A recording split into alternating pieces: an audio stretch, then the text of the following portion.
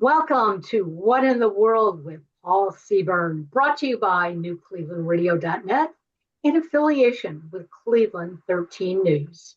Now, before we get into today's show, I'd like to invite all of you who are listening. You are all listening, right? Do you hear me? Okay. This Thursday, May 21st, at the Beer and Belly Deli in Macedonia, Ohio, we will be gathering. When I say we, it's John, Paul, and myself, because we are going on a Bigfoot hunt. Now, we have to find Bigfoot before June the 11th. Why June the 11th? Well, because we're going to be out in Niles, Ohio for the Mahoning Valley Scrappers game, because on that night, they're taking on the name the Grassmen. Now, do you know who the Grassman is? That's Bigfoot here in Ohio, right? So we got to find him because he is real. And John, we know that you don't always believe Bigfoot's real, but you're going to be with us and you'll get to see him in person, live and up close. Well, I'll tell you what, Karen and Paul and audience, that's going to be great because I would like to become a believer. Well, you will become a believer because our investigation starts this Thursday. So if you can't come out to the Beer and Belly Deli, you can follow us on Paul's Facebook. You can follow us on New Cleveland Radio, and you can follow us on Cleveland 13 News, because guess what? We are up and running. So now for today's show. We are going to have more updates on the game that is happening on June the 11th. We're going to hear about an Italian dessert with a very unexpected kick. The stones are rolling again. Wonder what stones those are. A fun reason to visit Aruba besides the beaches. AI's invading restaurants. And when you get to the restaurant, and they already know what you're going to order. And did you know there's a pillow that can leave you with cauliflower ear? Uh-oh, I don't want that pillow. Well, Paul, you'll bring us some more odd news, world records, and trivia, because this is where we come for real news, sometimes weird, always funny. Check out our subscribers and check out our sponsors on newclevelandradio.net. Our sponsors this week are Paul Seaburn in his book, What Would You Say to a Naked Alien? The Beer Belly and Deli Sports Grill in Macedonia, and Yes I Can Coaching with Karen for all your life coaching needs. Okay, I'm done. It's your turn, Paul. Wow. Do you get paid by the word, Karen? Because that was the longest introduction yet. Yeah, I know. I do get paid by the word. Yes. It was good, though. It was a very good introduction, Karen. Well, thank exactly you. Right. Yeah. But you were obviously working at it a long time. So we'll give you a break. You don't have to say anything for another couple of minutes here. Okay. So welcome, everybody, to What in the World, everybody's favorite weird news podcast.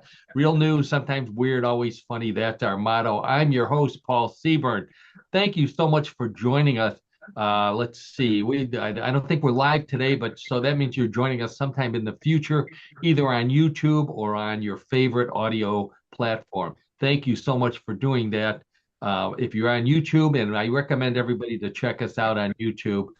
We have plenty of photographs to go along with our stories. Please follow us while you're on YouTube so that we know that you're there. You can also find out more information, as Karen said. I'm on Facebook. Karen's on Facebook. I have a website, paulseaburn.com. Karen has a website, newclevelandradio.net. More information than you'll know what to do with.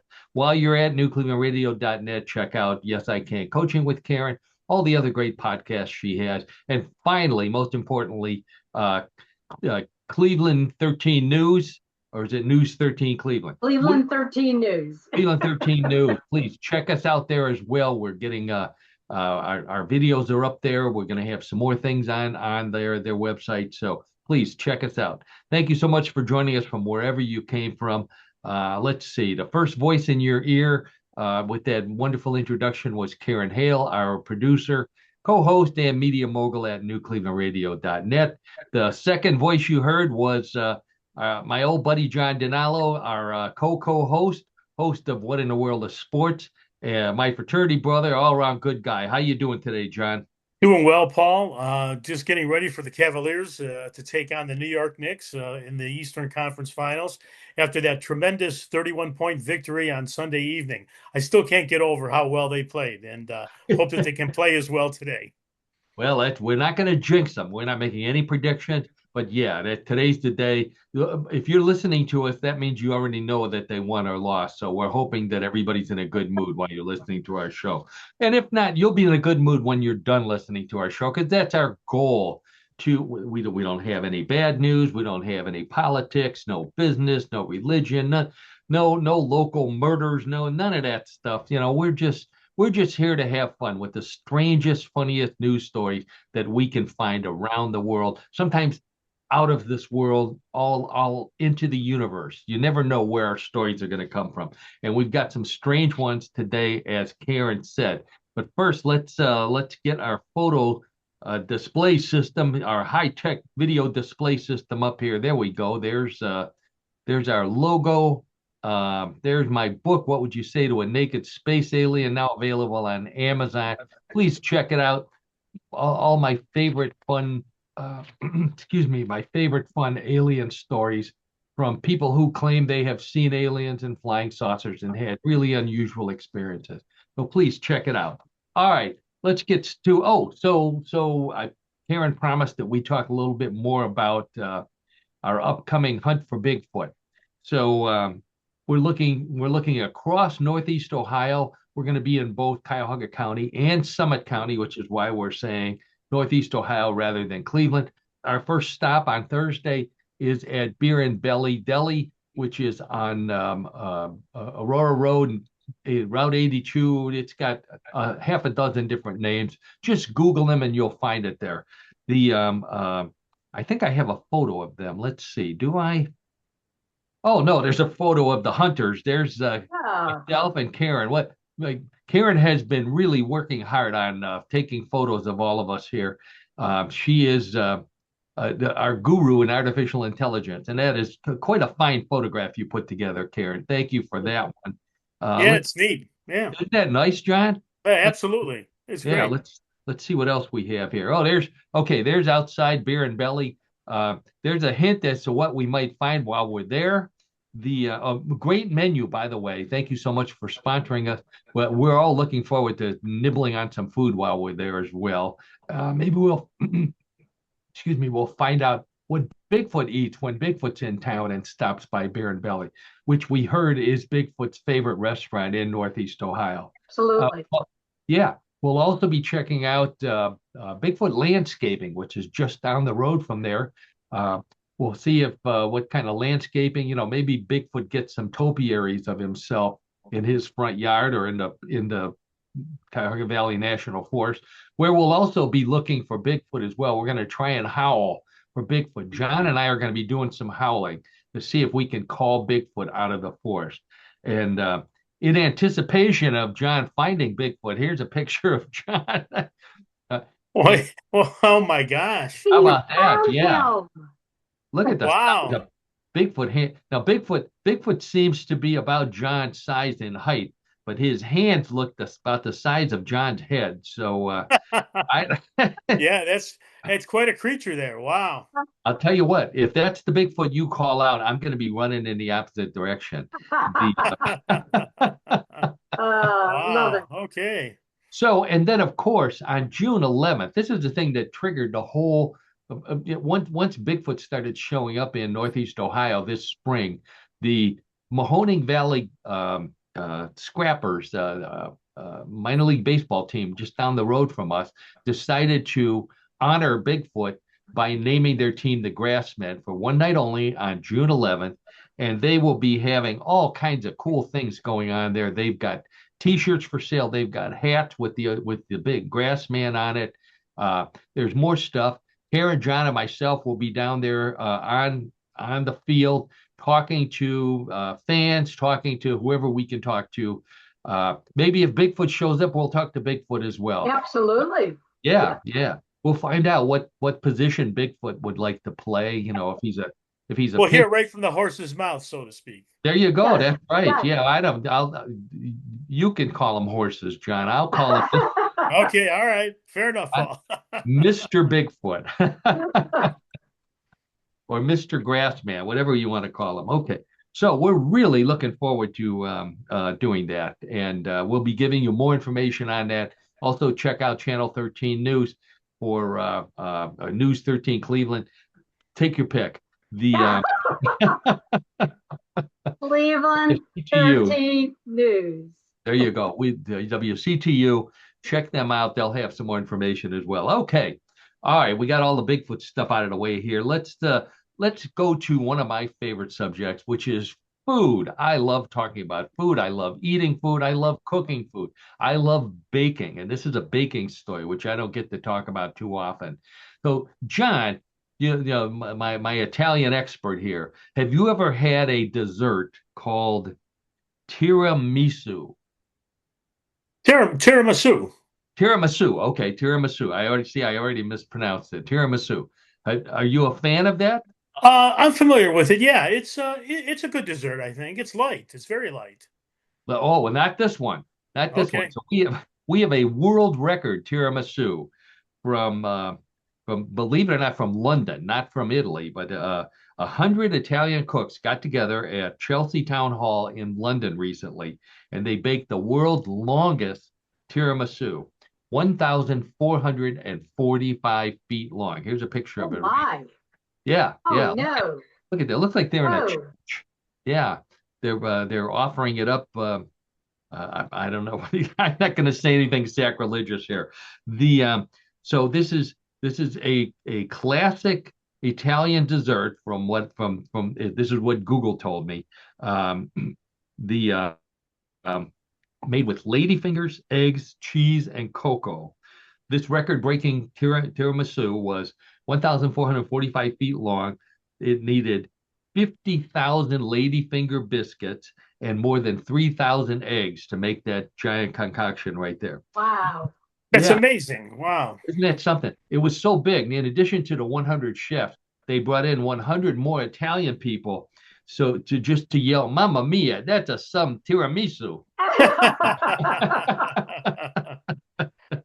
Believe it or not, this was made to honor the royal family. So it's an Italian dessert made to honor the British royal family. Prince King Charles, he was nice about it. He tasted it, but he didn't really. He's kind of stayed away because those lady fingers make his giant figures look even bigger than they already are. Okay. Yeah. Yeah, he didn't want to be seen Yeah. holding that with the lady fingers in it. So once they were done, and the royal family had as much as they could stuff into their royal mouths. Um, they sold it to anybody who was willing to pay $15 for a piece. Plus, they had to know the secret code, and the secret code was leave the gun, take the tiramisu. Oh, An Now, obvious reference to The Godfather. you better believe it, John. And I get any of those in there that I can. So, now if you want to taste good tiramisu, yeah, you can get it right in your hometown of Brecksville. If you go to Eddie's Creekside, they no got the kidding. best. They have tiramisu there. They Well, do. I did not know that. I'm Yes. going to have to try it. Although I was about to say something derogatory about tiramisu, Oh, and that, to me, it's cheating because you're already using part of the ingredient is something that's already baked, ladyfingers, which are sponge cakes Right. Yes. in the shape of a finger. Yeah, so you're already half baked to begin with, which people say about me all the time. But believe it or not, the so tiramisu was invented in the late 1960s. This is not even an ancient dessert. Invented in the late 1960s, allegedly at a restaurant called Le Bicheri, and I know I mispronounced that, but that's the way it goes. In Treviso, Italy, December 1969. That's in northern Italy. For those of you who, we don't have John with his globe anymore to point out where it's at, but that's where they claim that the official claim to fame where it was invented. However, I like the unofficial version better. It's been claimed that tiramisu has aphrodisiac powers. So now this is all the more reason to go to Creekside in Brexton And try it out. and try it out, John. That's right. And it was invented not in 1960s, but in the 19th century, in the 1800s, at a Treviso brothel by the madam of the brothel, who decided to give it to customers at the end of the evening in order to reinvigorate them and solve the problems they may have with their conjugal duties on return to their wives. Wow. How about that? Yeah, it's like baked Viagra, I guess would be the best way to describe it. Once you're done, and I'm not even going to get into it. You can figure it out. That's quite a story, Paul. Oh, it gets better, John.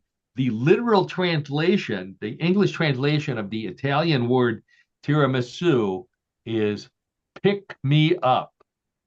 What better name for something that's an aphrodisiac than "pick me up"? Yes. Yeah, it makes sense. Yeah, sure. Yeah. So, John, you had the right answer when you said you can take it or leave it. I would say the same thing if my wife were listening to the show. So I had no idea that. Oh, here's what it looks like if you just get a piece at the restaurant when it's not 14 feet long. Yeah, it looks very tasty. And I like desserts with cheese in them, and I like desserts with chocolate on them. So, Karen, have you tried it? Absolutely. Yeah. I'm not even going to go there. Okay. Did Rich like it? Yes. That was one of his favorite desserts. Okay. All right. Moving on. The Rolling Stones. So we were talking about stones that are rolling again. I'm referring, of course, to the Rolling Stones, the only Rolling Stones that are worth talking about. They announced the release of a new studio album called Foreign Tongues. Here's a picture of the surviving three. We throw Ronnie Woods in there. It's really Mick and Keith are the only survivors of the original Rolling Stone. Ronnie came in, what, John, around 1969, would you say? Yeah, maybe 1970, 71, somewhere in there. Right. He replaced Bill Wyman?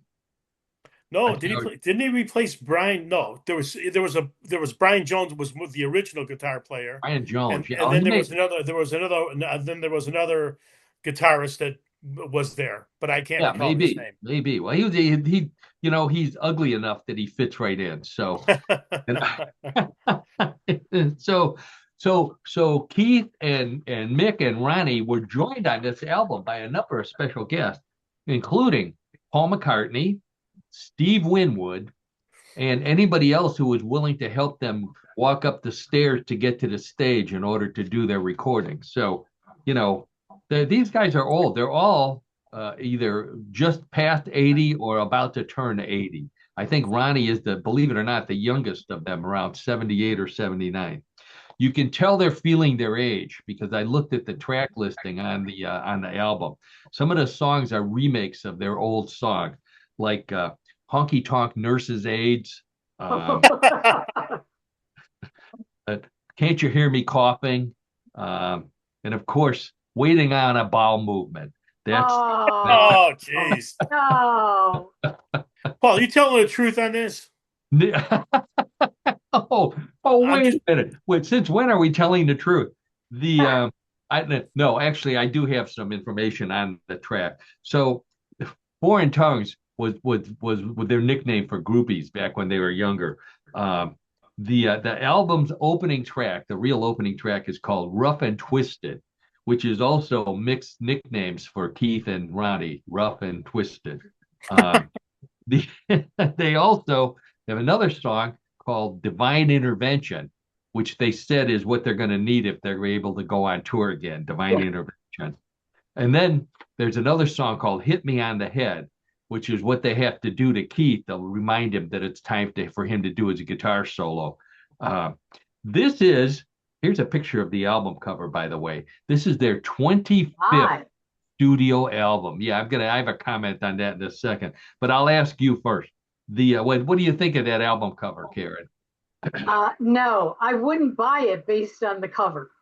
It sounds like my lovely wife. Yeah. Yeah. To me, it looks like, Mick Jagger was taking old pictures and trying to piece them together to make an album.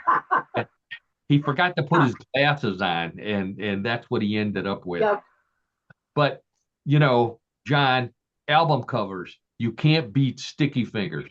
Sticky Fingers, the only album in history that had a real working zipper on it. You remember that? I do remember that album very well. Yes, I do. And the cover, for that matter. Yeah. Well, they were going to try to do something like this on this particular album, but what do they wear now? They wear sweatpants and drawstrings. It's not quite the same thing. So they came up with this interesting cover. That's all I'll say about that. In case they want to sponsor us or give us tickets, Mick and Keith, we will gladly come and cover your tour, especially if we will be there. Yes. But you can't get better publicity than being on What in the World. So speaking of world, another world record. This is our second world record already on this show. So this guy, his name is Egmond Molina, and he lives in Aruba. Can you imagine, John, you've taken cruises down there. Have you visited Aruba? No, honestly, we have not. That's been one of the places that we have not been to. Yes. Yeah, it sounds like a nice place. Although, wait till you see what this guy does down there. So this Egmond is his name. He set a Guinness World Record when he pulled a 21,000-pound bus for 65 feet using a rope tied around his neck. There's a picture. Isn't that wild? It's a tour bus, and he is pulling the rope is attached to the front bumper of the bus. He is pulling it with his neck and grimacing as one should when pulling 21,000 pounds worth of bus with your neck. Oh, that's amazing. Oh my gosh. And, wow. And as strong as his neck is and as good looking as he looks with this bus around his neck, his wife says she can't get him to wear a necktie when they go out for dinner. So, typical guy. Yeah, typical guy. He's the only customer at the local men's store who has to pay in advance before trying on turtleneck sweaters because, he's just going to stretch him completely out of whack. Wow. Now, his face looks awfully red, but he said he had no trouble breathing during the attempt. The person who had trouble breathing was the bus driver, who you can see sitting up there, who's absolutely terrified that he might accidentally hit the brakes and choke this guy. Yeah. So, oh, jeez. Wow. Can you imagine that? And so here's the thing. John, Aruba is an island. It's only 19 miles long and 6 miles wide. What do they need a bus for? It's I would just think for tourism, right? I would think for tourism, though. 19. John, what is there to go to see in Aruba besides the beach? You get off the boat, you go to the beach. There's probably someplace to eat on the beach. I can't think of any other reason to go to Aruba other than to meet this guy. I would love to meet him. Wow. Shake his hand, measure his neck. I don't know what else you would. So I guess you're right. Tour buses for people that are like Mick and Keith and Ronnie, too old to walk around the island. So this guy's one of those serial world record holders. He also held the world title for the fastest 20-meter bus pull with one finger. He pulled a bus like this one for 20 meters at 60 feet with one finger in 33 seconds. That's amazing. Who gets out? Figure this stuff out? I don't know. Life must be really boring on Aruba, Karen, unless yes, yeah. If you're not working the beach selling trinkets to the tourists or fish or whatever they sell down there. This is what you do. You pull buses with your finger in your neck. Wow. In fact, I heard the official sport in Aruba is watching this guy pull things. So Probably. Yeah. I guess that's all there is to do. Okay. Karen, have you ever been a waitress? No. No. Well, at John, home, I wait on my family all the time. Okay, technically speaking, we'll give you credit for that one. John, I'm guessing you've never been a waiter. No, I have not. No, No. I didn't think so. Yeah. Well, this is a story about waiters and waitresses, and I love waiters and waitresses. I like, it's a tough job. They do the best they can. They don't make a whole lot of money, and now they're about to get replaced by artificial intelligence. This story comes from the home of artificial intelligence, China. Oh, wow. They now have artificial intelligence restaurants in China. I don't know what they call them. Jack, instead of Jack in the Box, Jack in the data center, or Chinese restaurant, Panda GPT, or Long John rare earth minerals. I don't know what they call them, but they're all by artificial intelligence. So, but this is the part, John, and this is the part that scares me. The restaurant uses artificial intelligence tongue scanners to scan your tongue and figure out A, what you might want to eat, and B, whether it's good for you. And if they don't think it's good for you, they'll recommend something else for you to eat. I'm sorry. I go to my favorite restaurant. My favorite waitress knows exactly what I've been eating by looking at my shirt. Yeah. Yeah. That's very truthful of you, Paul. That's right. She knows what I like. Check the stains. And would you stick your tongue out in a restaurant in Cleveland? I can't even imagine doing that. All I can imagine is that I would learn a lot more foreign swear words if I stick my tongue out in a Cleveland. No, that doesn't seem like. I don't think I'd like to do that at all. I have no interest in it.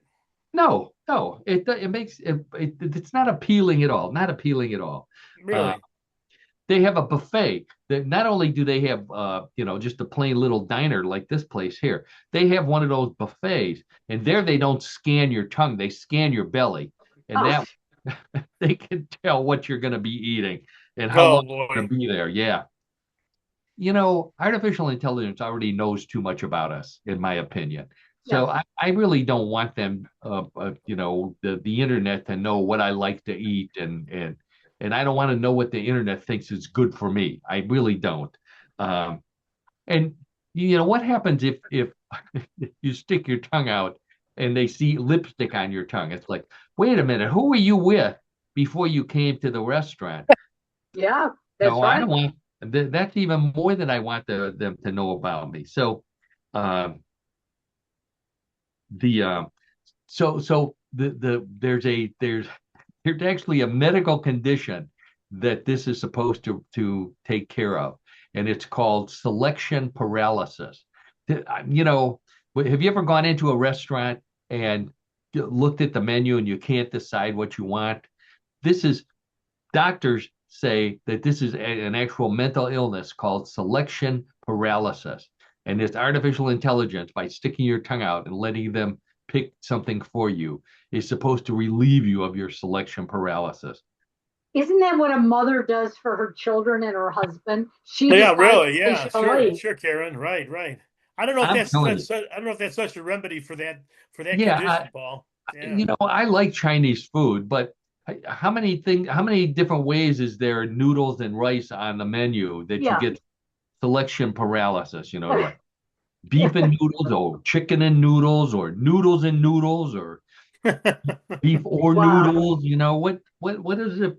What are you paralyzed? This isn't Cheesecake Factory, where when they bring out the menu, they ask you if you want volume 1, volume 2, or volume 3.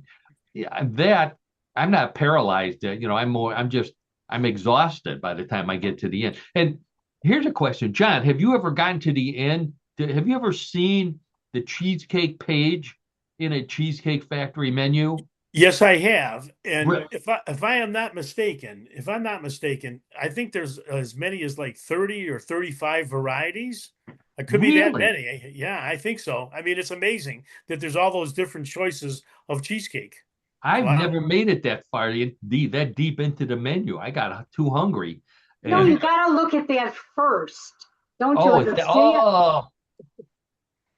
I should. Okay. All right, Karen. Next time I'll remember that. Okay. The if it's scanning my tongue, it knows I don't like kale. It's not gonna see any kale on my tongue, so it'll figure that. So, anyways, enough on this artificial intelligent restaurant. Let's go back to some world records. So this next one comes from Mexico, and wait till you see this, Karen. This is for you. This lady's name is Diana Hermosillo. She lives in San Luis, Mexico. She just set a Guinness World Record for the heaviest weight lifted with her hair. Yeah, she took 6 weighted plates, the kind that you put on a barbell, connected to a chain. The chain was connected to her braids. She then lifted 166 pounds versus pounds of weight for 14 seconds to get the record. Another amazing feat. Wow. Her hair is so strong. Her hairdresser has to use a chainsaw to cut her hair. Yeah, believe it. Wow. She has a special strength building shampoo that she uses called Head and Deltoids. Oh. She goes to the local gym, so they know her there. So she's really, she's a very conscientious gym user. She wipes down the equipment to take her sweat off of it, and then she wipes it again to get all the hairspray off of it. So, oh boy. Yeah, Wow. yeah, that's nice of her, isn't it? Now, fans of the show know there's no chance of John or myself breaking this record. No, there is none. There's absolutely none, Paul. unless maybe if you could use ear hair or nose hair, I might be able to lift a little bit more. That might still be quite a challenge as well. It would be. I think I have a little more hair there than on my head. Here's what I'd like to do. I'd like to see this lady go up against the bus driver in the bus puller in Aruba. Oh, yeah. Yeah. Have her on one side pulling with her hair, him on the other side pulling with his finger. I know guys that would pay good money for that video. So I'm pushing for that.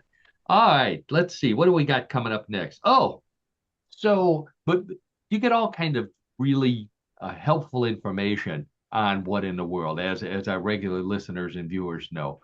One of them is health information. So this information comes from the University of Louvain in Brussels, of all places, Brussels, Belgium. They discovered a secret stop scratching signal in your nervous system that can tell your brain when enough scratching is enough.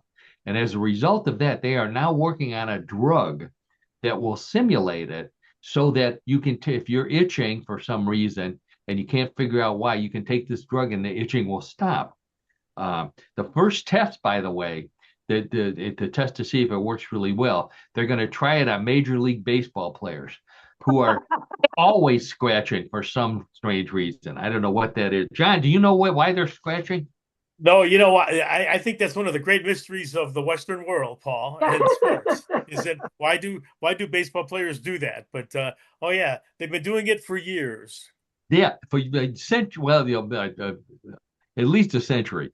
Easily, sure. But I thought that the Guardians might be interested in it. I contacted the Guardians. I talked to one of the coaches. I'm not going to mention his name, but I said, this could be a real game changer for you guys to get a pill that stops scratching. And he says they wouldn't do it because he would have to come up with all new signals to give to the batters. Oh, right. Yeah, exactly. Yeah. half of the signals are scratching in some part of their body. That would be very chaotic for every Oh, team and every player. Sure. yeah, yeah. It's a whole different. It's like speaking a language. Like they need Google Translate for third base coaches to figure out what it is they're signaling to the batters. Uh, so the companies that make things that are also good for scratching, so they think, are already lobbying Congress. So like Benadryl, they don't want this to come out. People who make wooden back scratchers, they don't want this to come out. Uh, Hmm. Athlete's foot powder people, they don't want it to come out. Uh, you know, I have to say this though, speaking from someone who's been on this planet a few years. At one point in your life, scratching stops being an annoying habit and becomes a hobby. And I think I've reached that point. So it's just one of those things. And there's also some places you shouldn't scratch, right, John?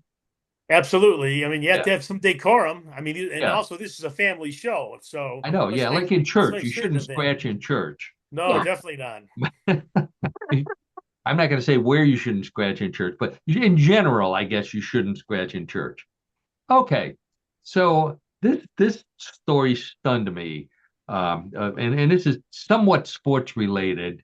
This comes from Russia. According to Russian media, Russian men are trying to impress women and also intimidate other men by using plastic surgery to get a cauliflower ear. Now, I think I was Oh, Yeah, I was looking. Here's a picture of a cauliflower with ears, uh, which, which is not a cauliflower ear. I think this is a picture of a guy with no. This is a guy trying to hide his cauliflower ear. Uh, this is Oh my. Russian guys. Here's a cauliflower ear for those of you who don't know. oh, So basically, what happens is if you get hit in the head, in the ear especially, too many times, the cartilage starts to build up in your ear, and it bulges out. And apparently, some people think that looks like a cauliflower. I don't know. These are people who have obviously never been to the vegetable section of their local yeah. supermarket, but that's what they say. So these guys in Russia think that if they have a cauliflower ear, it will make women think that they're MMA fighters or boxers, and they'll be more attractive to them. And then it will also intimidate other guys who see it and think, oh, he must be tough. He's got a cauliflower ear. I don't know, if but the only women I think that might find this attractive are vegetarians. Oh, no, Right? no, no, No. no. So, in case you're wondering, John, if you if you'd be interested in getting this, it costs $80. Now, I that's besides the ticket to Moscow in order to go to one of their doctors. But for $80 doesn't sound too bad. Mike Tyson heard about this and he says, "Hey, for $20, I'll bite your ear off and you'll look pretty scary too." Oh boy. Mike Tyson can't escape that. He He can't No. does, escape yeah. that. He Right. still likes to do that. So, Right. so the surgery is permanent. So you can't reverse the cauliflower ear once you get it, which is why those hats are coming in more handy. You Yeah, change absolutely. your mind. Yeah, wear one of those big giant Russian hats with the giant ear flaps. Um, so some doctors are warning people. They said, there's no reversing it. Before you try the full cauliflower ear, why don't you try the Brussels sprouts ear first, which is a little smaller, not quite as obvious. And then if you like that, then you go with the full cauliflower ear. Oh, Oh boy. no. Now, Paul, I find this amazing though. This is popular now. This is a popular yes, technique that doctors are employing on people, or people are seeking out this kind of surgery. yes. If you don't want to go through many years of training to become a boxer or an MMA fighter, you can spend $80 and look like one. Oh, Uh, God. yeah. No. Wow. So yeah, it's becoming really popular. The but going back to cauliflower ears in general, this is not something you see too often when you're walking down the street in Cleveland, Ohio, or wherever it is you live. Um, if you're an MMA fighter or a boxer and you have a cauliflower ear, doesn't that mean you're doing something wrong, John? Well, yeah, it seems to me to be a very difficult way to make a living, but I know those Yeah, people are handsomely paid for what I, they do. And not all of them, but some of them are. Yeah. they can afford $80 to get the cauliflower ear right away. Sure, sure, sure. So if I looked up the history of cauliflower ears just to see where this expression came from and all that. That it dates back to ancient Greece of all places. That was the first time someone referenced wrestlers, I guess, or ancient bare-fisted boxers in the first Olympics would get cauliflower ears. There's no treatment for it. There's never been any treatment. There's still no treatment for it. So eventually your ear keeps getting bigger and bigger. And in ancient Greece, you ended up with a condition known as the Euro ear. Here's a picture of a guy with Oh my gosh. poor guy. Wow. Look at how big his ears got. Yeah, yeah. Sure. Not the best MMA fighter in the world there. On both sides yet. Look at that. Yeah. He's kind of atrocious. So, but this is what amazed me. And this is for you, Karen. We were talking about the pillow. In 19th century Hong Kong, opium dens were popular. And believe it or not, if you went to an opium den and you had smoked enough opium that you didn't feel like going home, they would let you sleep there. And what they would give you a wooden pillow. This is an actual wooden pillow from an opium den in Hong Kong. And people who spent an awful lot of time at opium dens would develop cauliflower ear, not from boxing, not from surgery, but from smoking too much opium and sleeping on a wooden pillow. Okay. Doesn't look very comfortable to me. No, no. Even if it was flat, John, even if it was a 2x4, Right, exactly. Wow. definitely not comfortable. Now, this you don't get this from smoking pot. If you go to a party and you smoke pot, you don't get a cauliflower ear. You might get white rabbit ears from listening to too much Jefferson Airplane while you're smoking. But I, I've heard the expression wooden pillows, but I never thought that there was actually such a thing. And this is for those of you who can't see it. It's like a little Buddha Yeah. on his hands and knees with his butt and his head up in the air. And apparently you rest your head in between that little gap over there and That's and weird. yes, Yeah, very strange to say the least. what did I Wow. say? Real news, sometimes weird, always funny. Yes, I, That's yes. right, Paul. That's good. That's very good. all right. So we'll end with my favorite story of the week. This was a very popular story on Facebook. So those of you who are my Facebook followers, you'll recognize this. I've got more information on it. So this comes from the world of cybersecurity. So cybersecurity experts are warning people: do not make the two-fingered peace sign anymore. For those of you who don't know what that looks like, there's the two-finger peace sign right there. Not to be confused with the one finger no peace sign. Or the one finger salute, as it's called One finger sometimes. salute. That's right, John. Why are they telling you not to show your two fingers? Because hackers are using artificial intelligence to copy your fingerprints. And once they have your fingerprint, they can log on to anything that you use fingerprint recognition to log into, like your phone, like your touch screen on your computer, like anything else, your car, any of those things. So they're saying no more peace signs, people, because you'll get hacked. Wow. Yeah, and that's only two fingers. Then they're also telling you don't use the Vulcan sign that Mr. Spock used to give, which was all five fingers. You may live long, but you certainly won't prosper after giving that. Oh Uh, my. Wow. Wow. yeah, yeah. The Catholic Church, John, Catholic Church wants to replace the peace sign. Now, I don't, to save people. You're more of a Bible student than I am. Does it say anywhere in the Bible that Jesus fist bumped the apostles? Or Well, not to my knowledge, but as we all know, the Bible is up for interpretation, right? So, That's right. in one sense, I'm not trying to be sacrilegious here by any means, okay? But again, it's up for interpretation in a lot of respects. So, I guess so. I guess so. Well, I did. Well, it's going to happen. It's going to happen. So to counteract the warning, so criminals are already worried because people are going to stop giving the peace sign. So they're hacking. The criminals are now using artificial intelligence to hack into oldies radio stations and make them play. All we are saying is give peace a chance over and over again. oh boy, Okay. wow. Who was What is the world oh, coming to? what is the world coming? I don't know, John. I really don't know. Who sang that song? We got to give peace a chance.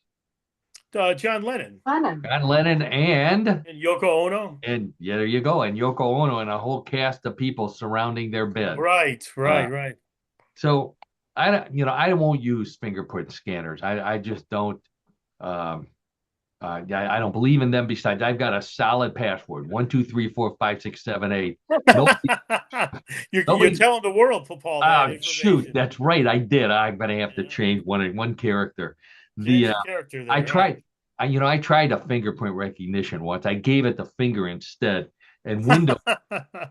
It was on my touchscreen computer. Windows gave me the blue screen of FU in response. So, Oh boy. I don't. I'm not. I don't want that anymore. Um, I was thinking though, based on this, I might find a way to use a tongue scanner on my computer or maybe on my phone instead of the fingerprint scanner. Who's going to steal my taste buds? What are they going to find out from there? It's They're, true. the only thing that's going to happen, they're going to get addicted to kielbasa and pierogies. You Oh, know, the worst things could happen out of that. And on that note, wow, what a strange combination of stories we had this week. Fortunately, I'm done. And that means it's time for What in the World of Sports with my old buddy John Donalo. I think that's it. Yeah, there we go. So, as I mentioned before, John and I met in college. First day of school, we met. We became fraternity brothers. We've been friends ever since. John knows more about trivia and sports than just about anybody I know. So he's the perfect guy for this segment of the show. Every week I say, John, find us a sport that meets our criteria, real sport, sometimes weird, always funny. John, every week, manages to find one. This week is no exception. John, tell us the sport you've got for us. Oh, thanks for the introduction, Paul. Yeah, I definitely will. So our sport this week is unusual, to say the least. The name of this sport is roller soccer. You heard correct. You heard it correctly. Roller soccer. Let me explain. Roller soccer. Yeah. Roller soccer is a version of soccer that has been played between two teams on roller skates.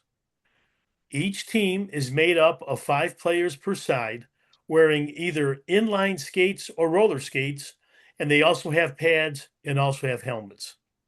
The ball is a regulation soccer ball, and the game looks like soccer or football, except on roller skates. Now, it can be played at roller rinks, indoor soccer courts, or outdoor sports courts. No hands are allowed, and as usual, the team that scores the most goals wins. Now, roller soccer was created in the English Midlands in 1882, and the first documented match was a game between local rivals Derby and Burton. A 1934 game at London's Forest Gate roller rink between two teams of female players was filmed for a popular documentary that was shown on Path News. Path News is a documentary platform that was in England. I bet that was popular. Oh, I'm sure it was. Now, the game was popular everywhere for a while, but then it faded away.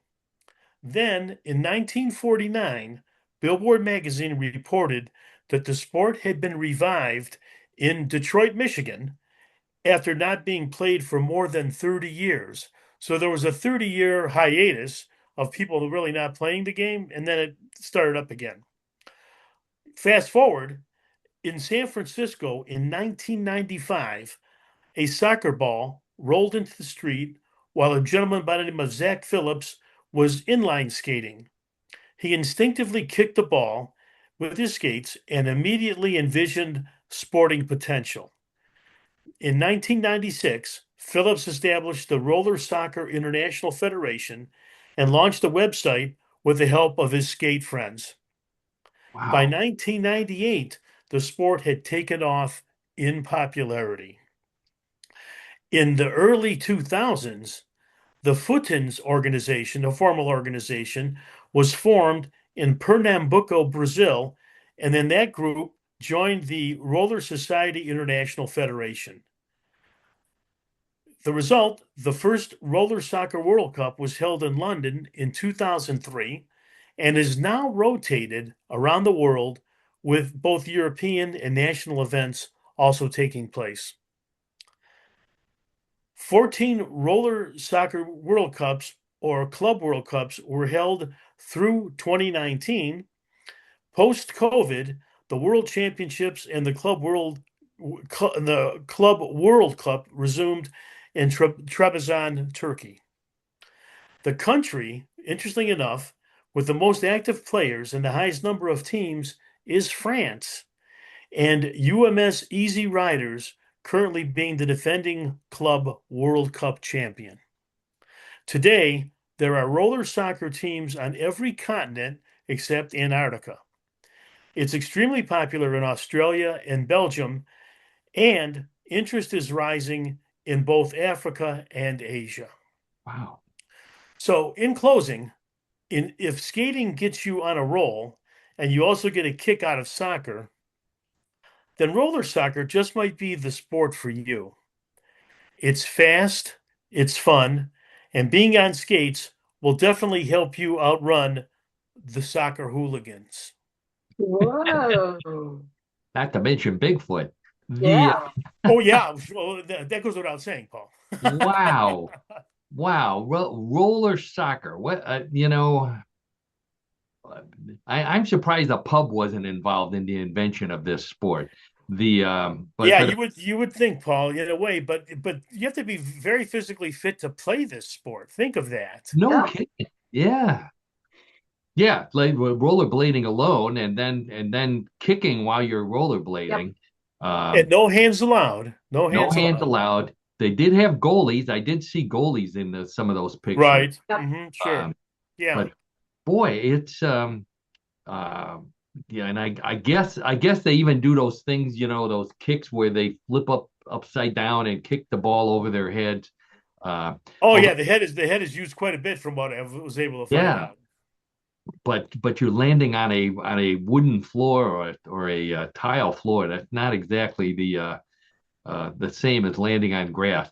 Interesting sport, John. Wow, I'm blown away by it. It's and women, both men and women play. I noticed that Yes, yes, Yep. uh-huh. Yes. both men and women's team. I Yeah, I was trying to think if I had ever seen something like this before, and when you first mentioned it, I thought, no, this is news to me. And then I started thinking, way back when we were in school, back when we were in a fraternity, one of our the other college fraternities challenged us to a game of roller soccer. Do you remember that, John? Paul, honestly, I do not. No. Well, I fortunately I have some photos and some an article from the Carroll News that outlines what exactly happened. So we were challenged to a game of roller soccer by I won't mention the name of the fraternity, but it has Greek letters in it, and Go figure. and so the older guys in our fraternity always came to me and John, the young guys, and said, "Hey, figure out how to play this game and then go beat that other fraternity. We're going to go drink beer." So John and I had to figure out, what exactly roller soccer was. Neither one of us are very good on roller skates, and neither one of us are very good at playing soccer. So this was a real challenge for us, John. I don't know if you remember that, but so we thought, if maybe let's try something a little easier and take half of the sport. So we kept the roller part and we tried roller boxing. I don't know if you remember this, roller boxing. So here, No, I still don't. Wow. Okay. Okay. it's kind of hard to when you hit somebody, they roll away from you. So that didn't really. Right. Right. Although I think one of us was working on a cauliflower ear in that picture. It comes full So, circle. yeah. So then we took the rollerblades off and we thought, well, let's try some variation of soccer. So we came up with the idea of big ball soccer. Here's a picture of us. Ah, Somehow we found this giant soccer ball and much harder to kick. We thought, if we're having a hard time, the other team will have a hard time too. But that didn't seem to be the kind of sport that we could win at either. So then we decided to combine the soccer with a sport that we knew better, and that was beer pong. So we came up with beer pong soccer, and here we are on the tennis court playing beer pong soccer. Now there's a sport that we did pretty well at, in fact, well enough that I think we won the game. And I don't know if you remember this. We had so much fun. We decided to name a beer after all of the stuff that we went through. And to being a Catholic college, and even though we only wore roller skates for a little part of it, we came up with a beer that was named for all the effort we put into it, and that was Holy Roller Beer. So ah, that's love kind it. of what we were. We were kind of holy rollers. Um, that it's not even beer; it's some kind of grapefruit stuff. I can't imagine us actually drinking that stuff, but we probably gave it to one of the other fraternities that was desperate for Well, beer. Paul, it looks like this is an IPA though, right? So it's an Yeah, it says pale ale, right? IPA.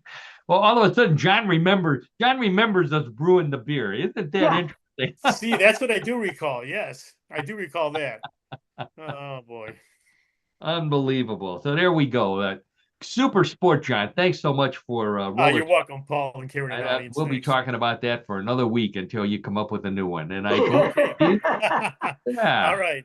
I think we have reached the end of that segment, which means it's time for everybody's favorite weird news game, Bluff the Co-host. Oh, the game, the sport that is sweeping the world. Everybody's playing Bluff the Co-host. Anybody who's heard about What in the World, listened to What in the World, has friends listening to What in the World, they want to play Bluff the Co-host because it's a simple yet complicated game. Rules are simple. We have three stories similar to the ones I've been talking about all afternoon. One big difference. Those stories were real. These stories may be real, may be a bluff. And it's up to Karen, John, and all of you playing out there to decide real or bluff. Wagering is allowed, so place your bets. John and Karen, hands on the buzzer. Let's get right to story number one. In honor of the World Cup matches to be played in Boston this summer, the city has commissioned a candy company that makes those coated peanut candies known as Boston baked beans to create a soccer ball sized candy to sell at the games. Since there aren't any peanuts the size of soccer balls, what they're going to do is use corn syrup to make giant balls of peanut the size of soccer balls. Then they'll cover them with that famous red sugar coating. The soccer ball Boston baked beans will be edible and are expected to feed 30 for each one once someone kicks them and busts them into pieces. That's the fun part of these giant candies, which are expected to sell at matches for $50 each. And remember, the candies are also soccer balls, so you can't eat them with your hands. Okay. So, in honor of the World Cup games to be played in Boston, they're making soccer ball sized Boston baked beans. Real or bluff? Karen, we'll start with you. I hope not, because who wants to eat it after you kick it? So, I'm going to say it's a bluff. Okay. I could imagine eating it, but yeah, if you can't hold your hand, hold Yeah. it in your hand, that's a problem. As Karen says it's a bluff. John, how about you? Yeah, I agree with Karen wholeheartedly on this. It's got to be a bluff because how do you break it apart then You without your kick it. hands? You You just kick it. keep kicking it, and then Oh, You have I to guess call then and you get eat it off the ground. well, yeah, you you off the get ground. somebody. No, Yeah, you get on your hands and knees, right? I'll tell you what, on several levels, I hope this is a bluff. I just hope it is. Okay. Do you like Boston baked beans? Just either one of you? They're okay. I mean, I won't go out of my way to have them, but I've eaten them and they're okay. Yeah, I Yeah. mean, they're all right. How, Yeah. how about the candy? There's also Boston baked beans, which are, the beans that are. Those are good too. Yeah. Oh, Oh they're yeah, they're good yeah, also. yeah. Yeah, sure, sure. Okay, all right. I've stalled long enough. Let's check with the judges. You both say it's a bluff. The judges say congratulations to both of you. That is a bluff. All right, Karen, way to Yes, go. yes. Good, They good. are, by the way, they're trying to build the world's largest soccer ball in Boston. So we may be covering that in a later show. Okay, Well, scores stay tied. tuned. Yeah, scores tied 1-1. Let's get this story number two. Mention the name Zoltar, and people of a certain age will remember the fortune-telling machine in the movie Big, starring Tom Hanks. That machine was just a prop, but there's a real Zoltar machine that recently helped a man in Michigan win big in the Powerball lottery. A Zoltar ticket he bought 30 years ago in Las Vegas had lottery numbers on it that he's been playing ever since. And they finally paid off recently when the 5 digits came up and matched the $1 million prize Powerball numbers. The winner said he'll use the prize money to pay off his house and his car, take a vacation, and save for retirement. And he plans to keep on playing those numbers. Tom Hanks says he does not want a cut of the winnings, but Zoltar warned him to stay away from giant pianos.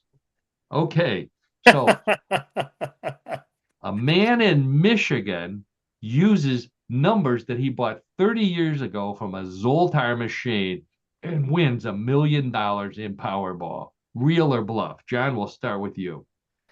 It does seem that the odds would be clearly stacked against this guy. But I'm going to say that it took place and it is a real story. I'm going to say that he was fortunate after all these years of playing those numbers to have him come in and win. So I'm going to say it's a real story. Okay, John says it's real. Karen, how about you? I have to agree. I mean, come on. If you're going to play it over and over and over again, eventually you're going to win. So, Eventually, yeah, you're going to win. it's That's real. right. 30 years, though. He Yeah, probably spent $1 million already. So, probably more than that, probably. Well, at least hopefully has broken even. Tell us what the result is, Paul, please. there you go. Well, okay. So both Karen and John say that story's real. Let's check with the judges, and the judges say, congratulations again to both of you. That is a real story. All right, Karen, way to go. Yeah, very Ooh, good. real Good. barn burner here, like the Preakness Stakes. We've got with their neck and neck, just like that guy pulling the bus with his neck. Scores tied 2-2. Let's see if I can work one more callback in one before the show's over. All right. Sure, sure. Scores tied. Points are double in round number 3, but it doesn't matter. We're going to have a winner or we're going to have a tie. So let's see what we got. The prize for the best ride to the prom goes to a schoolgirl in England who rode a cow to the dance instead of renting a limo. The girl lives on a farm that raises blue heifers and trained one of them to let her climb on and ride. Her father agreed to transport the cow to the school parking lot and paid for the girl's prom dress since the cow didn't have any money. The cow and the girl were the hit of the prom, even dancing one dance together. Rumor has it the song was Don't Fear the Reaper by Blue Oyster Cult, which they both agreed needed more cowbell. And that's no bull. Okay, so a girl in England who rides a cow to her senior prom while wearing a formal prom dress. Real or bluff? Karen, back to you. Well, today young people do some very strange things for prom. It's not like when I went to prom. So I'm going to say it's real. Okay. Oh, all right. Karen, you wouldn't do it though. Not me. No, I No. wouldn't go anywhere near a cow. Not even to tip it over. Okay. All No. right. Karen says riding the cow to the prom is a real story. John, how about you? Yeah, I agree with Karen. I think it's a real story. I could see young people, as Karen says, are doing all different kinds of things now. And I could see this actually happening. So I'm going to say it's a real story. Wow. Okay. Well, you both agreed all three times here. You both agree that's a real story. Let's check with the judges, and the judges say, "I think this is a first in a while." Both of you are right. That is a real story. You both have perfect Yay! scores. Way to go, Oh, Karen. Way to Yes. go. wow. I'm gonna have a cow. I have to talk to the doctor here. So to speak. You know what else they do? Just for those who are interested in taking a cow to the prom. Another popular thing among high school students is the invitation to the prom. They're doing all kind of weird things to invite your date, and a lot of kids in farm country, are writing, "Will you go to the prom with me?" or just prom on the side of a cow and taking it to school, and that's how they're proposing. Wow. Yeah, Yeah. yeah. Yeah. But this Okay. girl definitely rode a cow. She's a very cute girl too. And that's all I'm going to say about that. I think that's about enough. Yeah.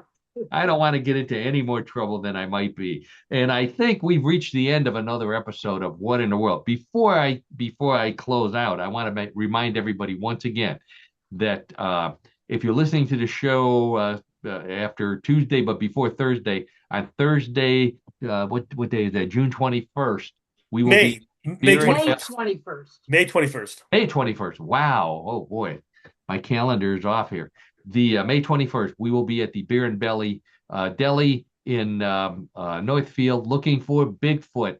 So the first leg of our multi-leg Bigfoot Hunt for Bigfoot in Northeast Ohio challenge. So you can join us. We'll be there at 1 o'clock. If not, stay tuned to What in the World, because we'll be covering all of the events, both on the podcast, also on Cleveland 13 News. So check all that out. Absolutely. I want to thank my producer, co-host, and media mogul at newclevelandradio.net, Karen Hale. Karen, thanks for everything you do for our show, for all the podcast at newclevelandradio.net.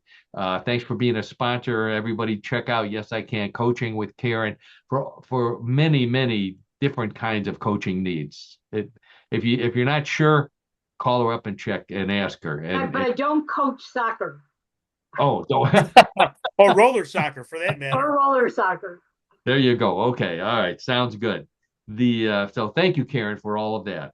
And then I want to thank my old buddy John Dinalo, our co-host, host of What in the World of Sports, all around good guy. My old buddy puts up with me every week and comes back for more. This is going to be a heavy week because we'll be getting together again to look for Bigfoot. So be ready, John. Wear your Bigfoot camouflage. Yeah, in fact, I'm kind of looking forward to it on Thursday, Paul and Karen and audience, and we'll report back next Tuesday Yes, we how will. things go, right? How things Yeah. go for us, yeah. Start working on your howl, because that's one of the things we'll be doing is howling for Bigfoot. So I will be doing that in the backyard, not in the house, in the all backyard. right. Okay. And then most importantly, I want to thank all of you listening and watching our show.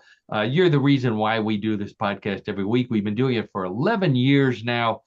It's the most fun. It's the high point of our week. That shows you what kind of boring lives we live. Just kidding. We really have a good time researching the show, putting the show on, listening to people talk to us about the show. We really enjoy it. We hope you do the same. As we always say, laughter is the best medicine. At least 1 hour a week, spend it doing something fun, something that generates some laughs. And we recommend our What in the World podcast as the place to go for that. And now you have even more places to go with our relationship with the news. Cleveland 13 News. Cleveland 13 News and News 13 Cleveland. Both stations are carrying it. And before I forget, I don't want to correct Paul Seaburn, but it's only 9 years, not 11 years. Oh, it really? Yeah, 9. What? My comedian side said, well, it seems like 11. Well, that's okay. Yeah, your natural instinct, Paul. Yeah. Oh boy, honest to God. Okay, I think on that note, I'm going to get out of here before I get into any more trouble with my producer, my spouse, my good buddy John, and all of our listeners. So we're going to call it a day. I hope it's beautiful where you're at. It's 90 degrees in Cleveland, Ohio on May 19th. Who would have believed it? If you're listening from Cleveland, go out and enjoy the rest of the day. Look for Bigfoot. If you find, Absolutely. yeah, let us know. We'll come by and see him. And All righty. note, get Take ready care, for everybody. Goodbye, everyone. Bye Have a now. great week. Yep.